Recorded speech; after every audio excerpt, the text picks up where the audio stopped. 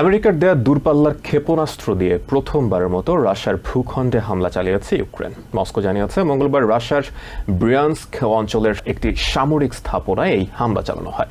তবে এতে কোনো ক্ষয়ক্ষতি হয়নি। ইউক্রেনের এমন পদক্ষেপ রাশিয়াকে পারমাণবিক অস্ত্র ব্যবহারের দিকে নিয়ে যেতে পারে বলে জানিয়েছেন ক্রেমলিনের মুখপাত্র দিমিত্রি পেসকভ।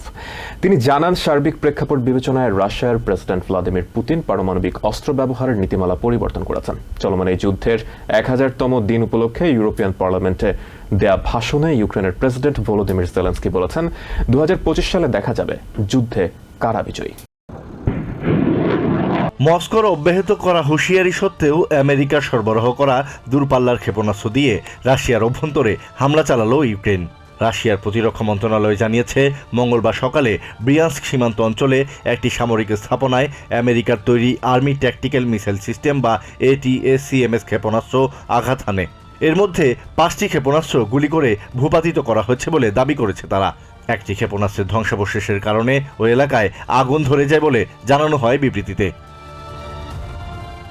ভার্চুয়াল সংবাদ সম্মেলনে ক্রেমলিন মুখপাত্র দিমিত্রি পেসকভ বলেন, রাশিয়ায় পশ্চিমা ক্ষেপণাস্ত্র ব্যবহার করে ইউক্রেনের হামলা তাদের পারমাণবিক সামর্থ্য রয়েছে বলে বিবেচিত হতে পারে, যা রাশিয়াকে পারমাণবিক অস্ত্র ব্যবহারের ন্যায্যতা দিতে পারে। পেসকভ জানান, যেসব পরিস্থিতিতে রাশিয়া পরমাণু অস্ত্র ব্যবহার করতে পারে তা আরও বিস্তৃত করে মঙ্গলবার পারমাণবিক অস্ত্র ব্যবহারের নীতিমালা পরিবর্তনও অনুমোদন করেছেন প্রেসিডেন্ট ভ্লাদিমির পুতিন।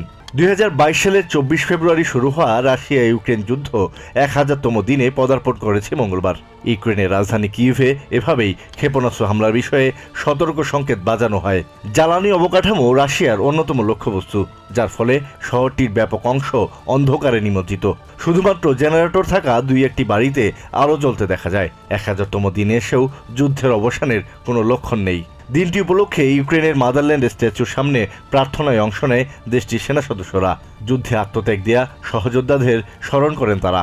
একই দিন ইউরোপিয়ান পার্লামেন্টে ভাষণ দেন ইউক্রেনের প্রেসিডেন্ট ভলোদিমির জেলেনস্কি বলেন, পুতিন থামার লোক নন। তিনি যত বেশি সময় পাবেন পরিস্থিতি ততই খারাপ হবে। প্রায় 3 বছর আগে রাশিয়া যে যুদ্ধ শুরু করেছে, 2025 সালে এর জয় নির্ধারিত হবে বলেও মন্তব্য করেন Volodymyr Zelensky. Asad real, TVN 24 news desk. New York থেকে সম্প্রচারিত TVN 24 টেলিভিশন বিশ্বজুড়ে বাঙালির কণ্ঠস্বর।